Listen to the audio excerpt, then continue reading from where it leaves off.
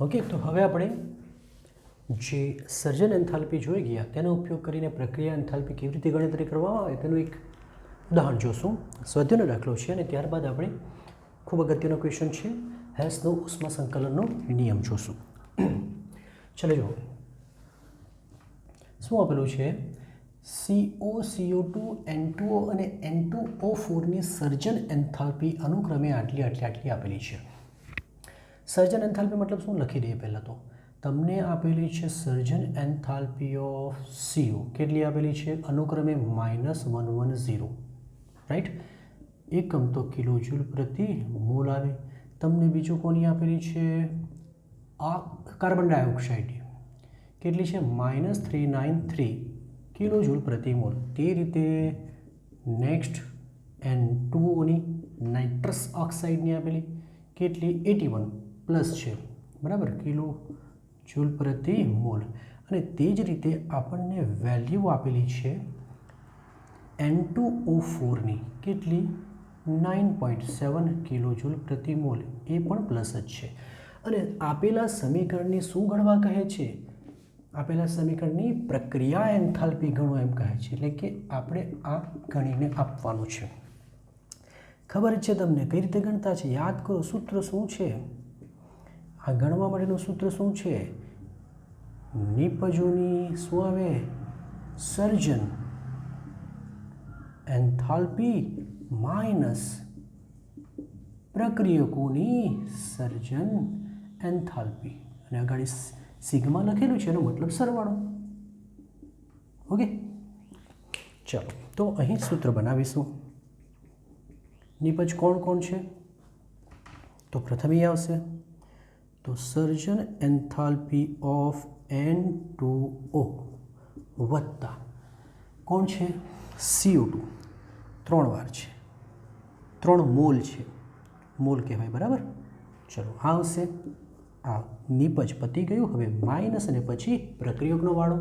પ્રક્રિયક કોણ છે તો નાઇટ્રોજન ટેટ્રોક્સાઇડ છે. પછી વત્તા આ 3 મોલ છે એટલે 3 mall surgeon enthalpy of CO2 right ને. કોઈને કન્ફ્યુઝન હોય તો જોઈ લેવું બરાબર. સમીકરણ પરથી જ આપણે આ લખ્યું છે. સંતુલિત સમીકરણ છે તો ડાયરેક્ટ પદો જ મૂકવાના રહે. હવે વેલ્યુ મૂકીશું. બોલો આની કેટલી આપેલી છે 81 પ્લસ 3 CO2ની કેટલી આપેલી છે -393 રાઈટ. પછી માઇનસ ચલો N2O5ની કેટલી છે 9.7 વત્તા 3 આની કેટલી આપેલી છે -110. ઓકે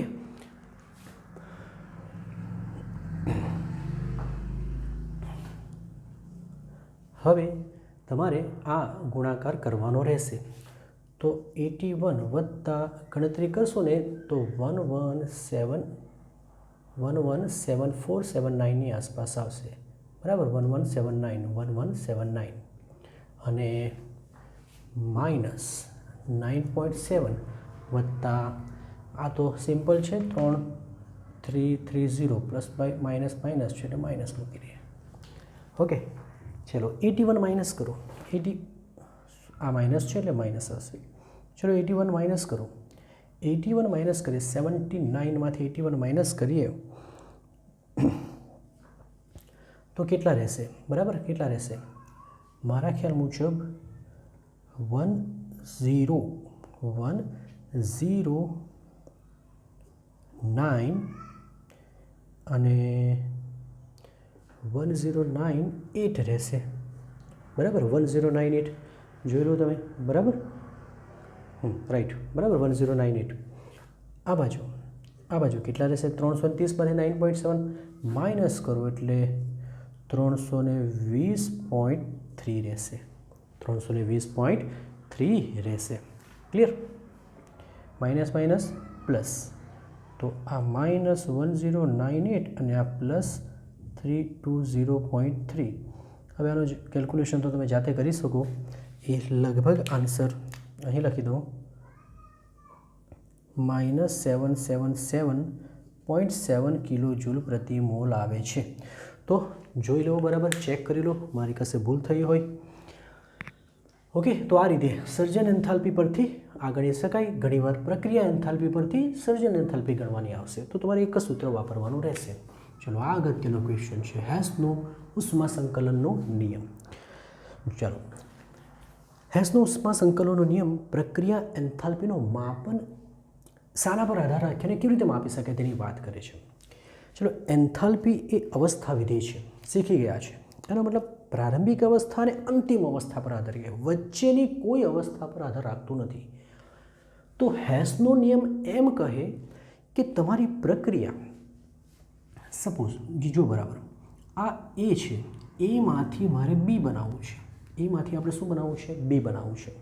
તો એમાંથી બી બનાવવા માટેની તો અસંખ્ય પ્રક્રિયા હોઈ શકે, બરાબર. જેમ કે આ એક ડાયરેક્ટ મેથડ છે. પછી એક બીજી મેથડ કરું જેમાં પહેલાં એમાંથી હું સી બનાવું, પછી સીમાંથી હું ડી બનાવું અને પછી ડીમાંથી એને એ બીમાં ફેરવું. તો આ પણ એક પ્રક્રિયા થઈ ગઈ. તો આ છે રીત 1, એટલે કે રીત 1 એટલે પદ્ધતિ 1, અને આ થઈ ગઈ રીત 2 એટલે કે પદ્ધતિ 2. તો પ્રશ્ન આપણે એ છે કે શું એક જ નિપજને બે જુદી જુદી રીતે બનાવીએ તો શું પ્રક્રિયાની એન્થાલ્પી ફેરફાર અલગ મળે કે સમાન મળે? ચલો તમે વિચારો કે આ પ્રક્રિયામાં ઉષ્માનો, ડાયરેક્ટ પ્રક્રિયામાં ઉષ્માનો ફેરફાર થતો હશે એક્સ જેટલો, પછી આમાં પણ ઉષ્માનો ફેરફાર થતો હશે, તો શું તે એક્સ જેટલો જ હશે કે એક્સ કરતાં વધારે ઓછો હોઈ શકે?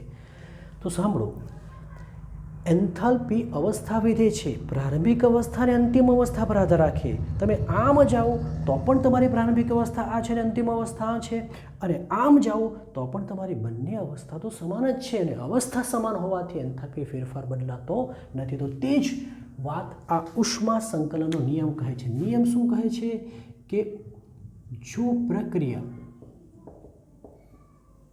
એક તબક્કામાં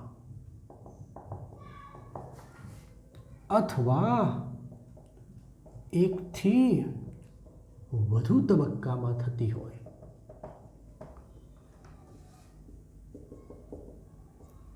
તો પણ પ્રક્રિયાની એન્થાલ્પીનો ફેરફાર હંમેશા સમાન મળે, અચળ મળે, અચળ મળે છે, જેને હેસનો ઉષ્મા સંકલનનો નિયમ કહે છે. બરાબર. શું કહેવા માંગે કે પ્રક્રિયા એક તબક્કામાં થતી હોય અથવા તો એકથી વધુ તબક્કામાં થતી હોય, પણ પ્રક્રિયામાં જે એન્થાલ્પી ફેરફાર થાય એ હંમેશા સમાન એટલે કે અચળ જ રહે છે. ઉદાહરણ તરીકે ધારો કે પ્રક્રિયક એમાંથી નિપજ બી બે જુદી જુદી રીતે નીચે મુજબ બને છે. ચલો, આના માટે એન્થાલ્પી ફેરફારને ડાયરેક્ટ આમ લખીશું. જ્યારે અહીંથી સી બને ત્યારે થતા ફેરફારને આપણે એને 1 કહીએ, અહીંથી ડી બને ત્યારે થતા ફેરફારને આપણે 2 કહીએ, અને અહીંથી આ જશે તો ત્યારે થતા ફેરફારને 3 કહેશું. તો આ નિયમ પરથી, ઉપરના નિયમ મુજબ શું કહેવાય કે પ્રક્રિયાની કુલ એન્થાલ્પી એકચ્યુઅલી આ ત્રણેના સરીસ નહીં પરંતુ સરવાળા મુજબ, સરીસ અહીં આવશે નહીં, તે પછી પ્લસ હોય કે માઇનસ હોય, સરવાળા જેટલી જ થાય છે. ઓકે, એક ઉદાહરણ લઈએ. ઉદાહરણ તરીકે CO2, કાર્બન અને CO2 ની બનાવટ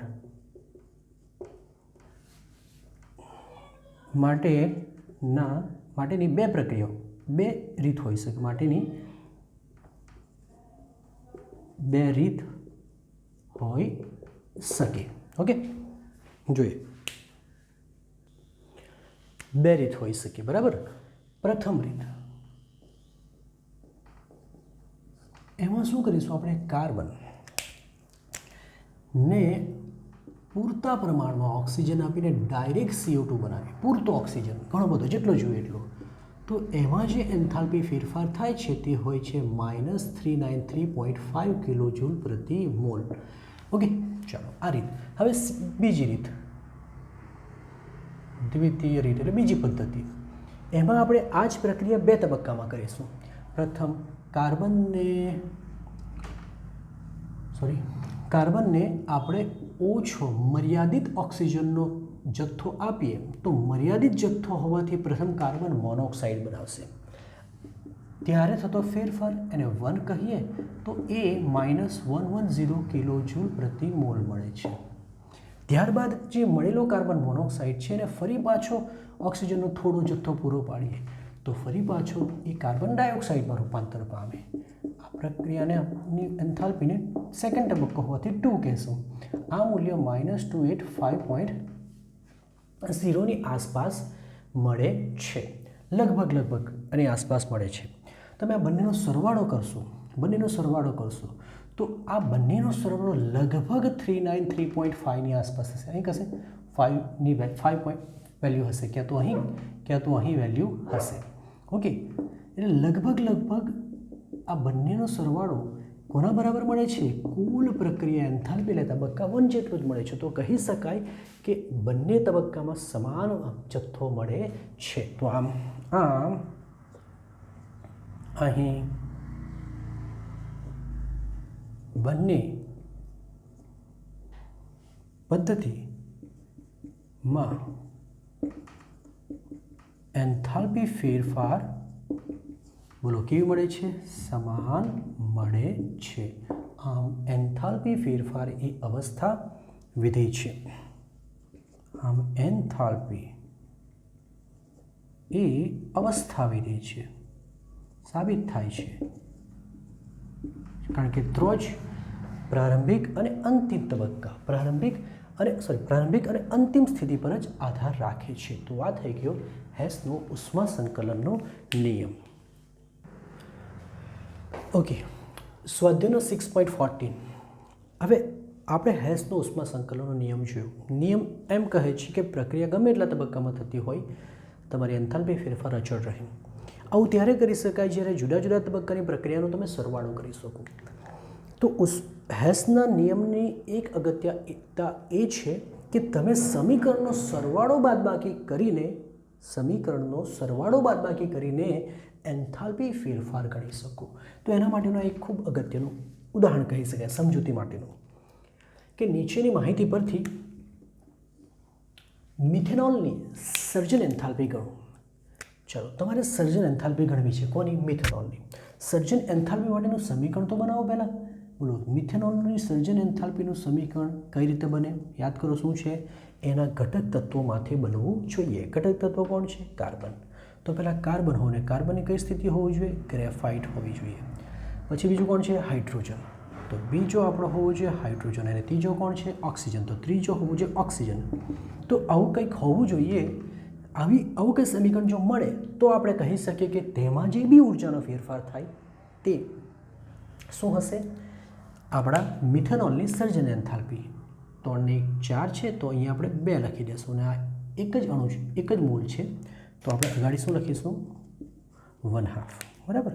તો કહેવાનો મતલબ એ છે કે આપણે આ સમીકરણ જો આપણને મળી જાય તો એમાં જે બી ફેરફાર થશે એ એકચ્યુઅલી તમારી મિથેનોલની શું જ હશે? સર્જન એન્થાલ્પી જ મળશે. અને આ આપણે શોધવું છે. હવે હેસના નિયમ પરથી આપણે કેવી રીતે શોધીશું? તો આપેલા સમીકરણનો સરવાળો બાદબાકી કરીને. સમીકરણનો સરવાળો બાદબાકી કરીએ તો એન્થાલ્પીનો પણ સરવાળો બાદબાકી થાય. હવે જો તમને સમીકરણ 3 આપેલા છે. આ એક દહન પ્રક્રિયાનું સમીકરણ છે, આ પણ દહન પ્રક્રિયાનું સમીકરણ છે, અને આ સર્જન પ્રક્રિયાનું સમીકરણ છે. આપણે શું લાવવું છે? મિથેનોલ આ બાજુ હોવું જોઈએ. તો આમાંથી શોધી કાઢો કે ક્યાં મિથેનોલ છે. તમને દેખાશે અહીં. પણ મિથેનોલ તો આ ડાબી બાજુ છે ને આપણને તો સમીકરણમાં કઈ બાજુ છે? જમણી બાજુ. તો આપણે આ સમીકરણને ઉલટું કરી નાખીએ. આ સમીકરણ ઉલટું લખી દઈએ, જેમ કે CH3OH વત્તા 3/2O2 લખી દઈએ, અને આ બાજુ CO2 વત્તા 2H2O લખી દીધા. જેવું સમીકરણ ઉલટું કરીએ, સાંભળજો, જેવું સમીકરણ ઉલટું કરીએ શું થતું હતું? મૂલ્ય જે હશે તે મૂલ્ય તેટલું જ રહેશે, પણ ચિહ્ન બદલાઈ જશે. એવું આપણે શીખી ગયા. તો આ તે જ છે, બરાબર. આપણે એને 1 નંબર આપી દીધું જસ્ટ ખાલી એ કરવા માટે. ઓકે, આ પ્રથમ પ્રક્રિયા છે એટલા માટે મૂલ્ય બદલાઈ ગયું. ચાલો, હવે આ મળી ગયું. હવે આ બાજુ શું હોવું જોઈએ? આ બાજુ એક ગ્રેફાઇટવાળું હોવું જોઈએ. તો ગ્રેફાઇટ શોધી કાઢો. ગ્રેફાઇટ અહીંયા જ છે, ડાબી બાજુ છે. તો આ સમીકરણ લઈ લઈએ. સી ગ્રેફાઇટ વત્તા ઓક્સિજન માંથી બને છે CO2. અહીં સમીકરણને બદલ્યું નથી, માટે જે કિંમત હશે તે જ કિંમત આપણે મૂકીશું. ઇવન ગુણાકાર પણ નથી કર્યો. પછી જોઈએ છે આપણને ઓક્સિજન તો અહીંયા આવી જ ગયા. હાઇડ્રોજન જોઈએ છે. હાઇડ્રોજન ક્યાં છે? આ રહ્યું. પણ તમે જુઓ, અહીં હાઇડ્રોજન 2 મોલ છે ને અહીં 1 મોલ છે. તો આ સમીકરણ તો આપણે લખી દઈશું. આ સમીકરણ તો આપણે લખી દઈએ, બરાબર. પણ આ સમીકરણમાં અહીં 2 મોલ હાઇડ્રોજનની જરૂર છે, અહીં 1 મોલ હાઇડ્રોજન આપેલા છે. તો શું કરીએ 2 મોલ કરવા માટે? 2 મોલ કરવા માટે આખા સમીકરણને 2 વડે ગુણી કરીએ. આખા સમીકરણને 2 વડે ગુણીએ એટલે આ 2 વાર આવશે, આ 2 કેન્સલ થશે એટલે એક જ વાર રહી જશે, બરાબર. આ એક વાર રહી જશે. સમજ પડે છે ને? આ સમીકરણને આપણે કેટલા વાર ગુણીને પછી મૂકવાનું છે? 2 વાર ગુણીને. અને આ બી બનશે 2 વાર.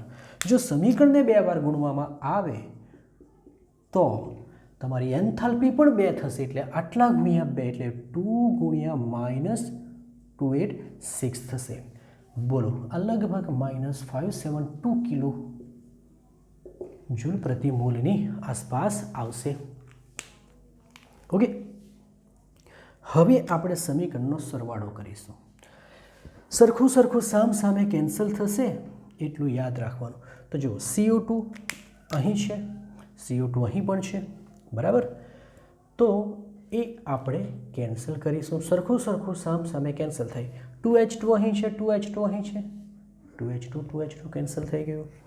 બાકી જે રહ્યું તે આપણે લખીએ. જરા જુઓ, આ બાજુ શું બાકી રહ્યું?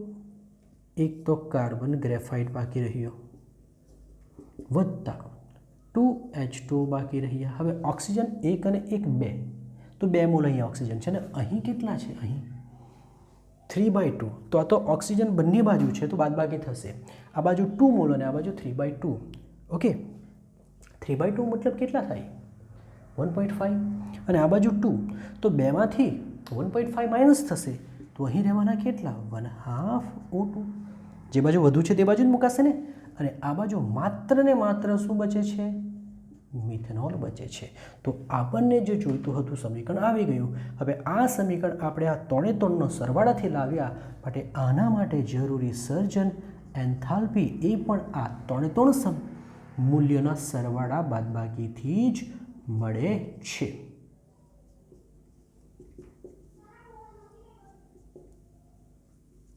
ઓકે, સમીકરણનો સરવાળો થાય તો નિયમ એમ કહે કે એન્થાલ્પીનો પણ સરવાળો બાદબાકી થશે. ચલો, આ કિંમત કેટલી છે?